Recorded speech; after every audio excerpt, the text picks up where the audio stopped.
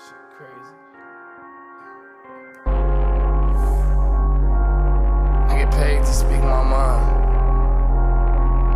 Y'all pay me for that. Wow.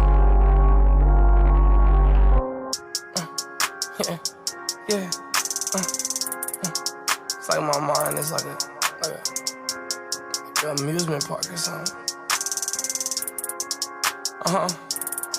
Admission, 999 to get in.